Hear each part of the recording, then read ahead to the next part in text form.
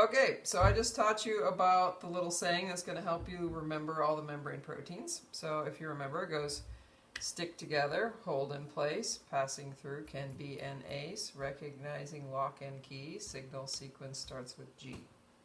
So I'm going to show you on this model what all of those things are. So we have one big cell and one little cell, and here they're being anchored together by a membrane protein. So that's the stick together. So there's a membrane protein called a desmosome that's like a rivet that holds cells together so that tissue can have strength. Hold in place is how different organelles are tethered and anchored to membrane proteins. So here this organelle's going to stay in this position in the cell because it's anchored to this membrane protein. So that's hold in place. Passing through, we have two different membrane proteins here. We have a pore, a protein pore, that could allow different ions to pass through. And then over here, we have a special kind of membrane protein that's actually going to pump ions. So I'm going to show you how this works. This is called the sodium-potassium pump, and it uses ATP. So these are models of ATP. If you remember on the test, you had this model, this molecule. Here's the ribose with the two oxygens. This is the adenine, and these are the three phosphates.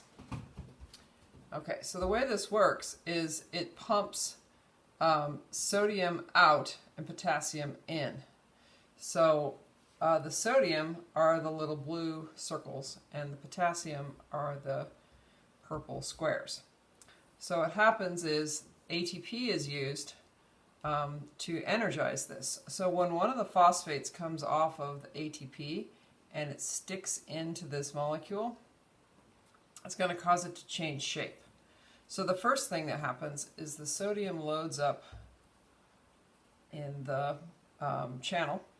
Then this phosphate comes and sticks into it, and it's like getting stuck in the butt with a fork, and it's going to move it like this, and then the sodium will come out. And now it's shaped so that the potassium can come in, and then when the phosphate comes off, it's called dephosphorylation. It'll flip back to the original conformation, and the potassium will come in. And then you can use another molecule of ATP. The sodium loads up, the ATP takes its phosphate, it phosphorylates it, that energizes it, it flips, the sodium comes out, potassium comes in, dephosphorylates, flips, and that's going to give you, what it's doing is it's actively pumping the sodium out and the potassium in, so it's going from low concentration to high concentration. It's accumulating all the sodium out here and accumulating all the potassium in here. Okay, and that uses energy. So where this one will only allow molecules to move basically from high concentration to low concentration, so this one doesn't require energy. So that's passing through. Can be an ACE. That would be an enzyme. So if this were an enzyme, there could be a chemical reaction that could occur on the surface of the cell. So if you can drink milk, you have the enzyme lactase embedded in the lining of your gut.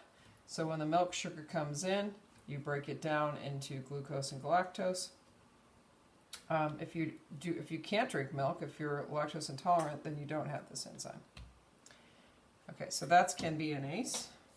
Recognizing lock and key. So this molecule here has a particular receptor on it, and a certain molecule has to bind to it, and then it's going to do something.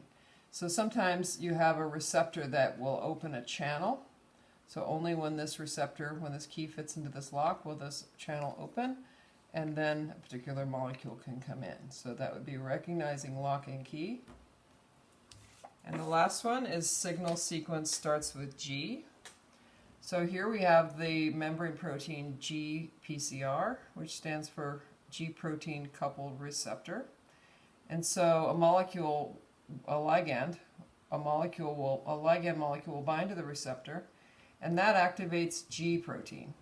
So G protein is going to get activated, and it will activate adenyl cyclase. And adenyl cyclase will make a molecule called cyclic AMP, and that will cause a cascade of different enzyme reactions to happen inside the cell. So the signal sequence starts with G. So the signal sequence is something that a ligand begins, and it causes a chemical reaction inside the cell. And usually it amplifies the signal, so one molecule here will cause a whole bunch of molecules to respond to it. So we're going to be learning a lot about different examples of G protein coupled receptors. Okay, that's it.